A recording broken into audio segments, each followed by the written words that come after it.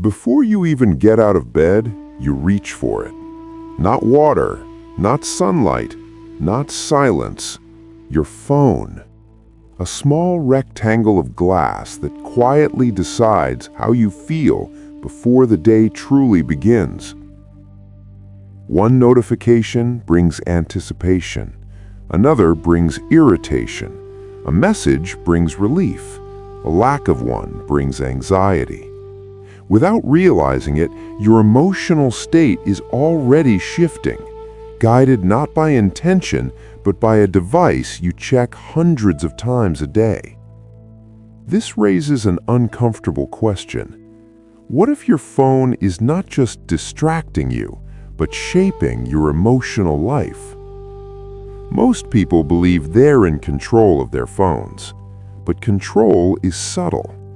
If your mood changes because of a screen, if your attention fractures because of alerts, if your sense of self fluctuates with likes, replies, and comparisons, then something deeper is happening. The ancient Stoics never knew smartphones, but they understood distraction. They understood impulse. They understood how external stimuli can disturb inner peace, and they warned against it. Not because the world is dangerous, but because unexamined influence is. Your phone does not create emotions. It amplifies them. It speeds them up. It fragments them. It keeps them unresolved. A Stoic would say this: your phone constantly interferes with the space between stimulus and response. That space, the pause, is where emotional intelligence lives. Every notification shortens that pause. Every scroll interrupts reflection. Every comparison distorts judgment. The Stoics believed emotional disturbance comes from impressions, the raw data the mind receives. A phone delivers thousands of impressions daily: opinions, conflicts, success stories, tragedies, desires. Your nervous system was not designed for this volume, so emotions accumulate: anxiety without clear cause, irritation without clear target, restlessness without resolution. Stoicism teaches that peace is not found by eliminating the world, but by governing how it enters the mind. And today, the main gateway to your mind is your phone. A Stoic analysis of phone-induced emotions. Epictetus taught that we are disturbed not by events, but by the judgments we attach to them. Your phone constantly feeds you judgments. What is important? What is urgent? What is desirable? What is lacking? This creates emotional dependency. Consider how quickly emotions rise when a message is left unseen, a post receives little engagement, someone else's life appears better than yours. These are not real threats, yet the emotional response is real. From a Stoic perspective, the issue is not the phone itself. It is attachment to impressions. The Stoics practiced prosoche, disciplined attention. They believed attention should be intentional, not reactive. Your phone, however, trains the opposite: fragmented attention. Fragmented attention leads to fragmented emotions. You feel many things, briefly, intensely, and without depth. Stoicism teaches emotional intelligence through selective engagement. Not every impression deserves entry. Not every notification deserves response. Not every comparison deserves belief. A Stoic does not ask, "How do I stop using my phone?" They ask, How do I prevent my phone from governing my inner state? That question restores agency.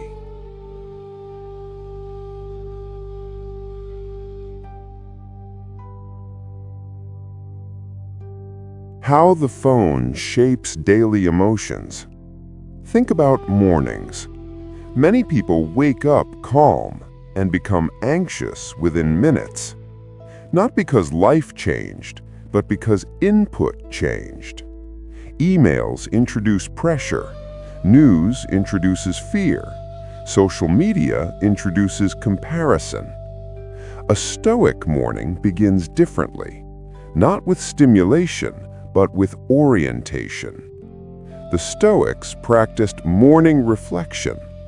What lies within my control today?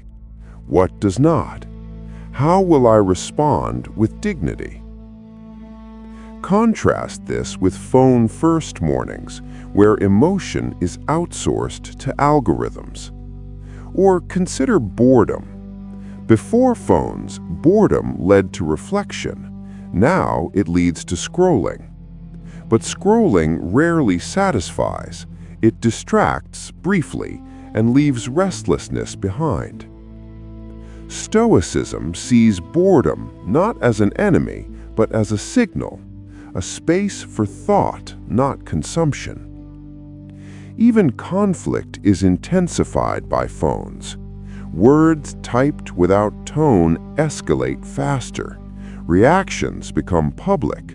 Misunderstandings multiply. A Stoic response emphasizes delay. Not every emotion must be shared instantly. Not every thought deserves posting. Restraint here is emotional intelligence.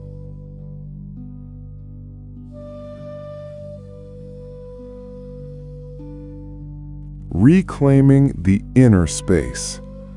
There is a quiet cost to constant connectivity. You lose the ability to sit with yourself. Stoicism values inner solitude, the ability to be present without stimulation. Marcus Aurelius wrote that tranquility comes from returning to oneself. Phones make this difficult, not because they are evil, but because they are effective. Effective at capturing attention, effective at shaping desire, effective at influencing emotion. To practice Stoicism today is to reclaim mental sovereignty. This does not require abandoning technology. It requires redefining the relationship. You choose when to engage. You choose what deserves attention. You choose when to disconnect. In that choice, emotional balance returns. The phone becomes a tool, not a master, and the mind regains depth. Using technology without losing yourself. Stoicism is not anti-technology, it is anti-slavery, especially psychological slavery. Your phone will remain part of modern life, but it does not have to dictate how you feel. Emotional intelligence from a Stoic perspective means this: you can receive information without surrendering peace. You can stay informed without becoming inflamed. You can be connected without being controlled. The Stoics believed freedom begins within. And today, that freedom may begin with something simple.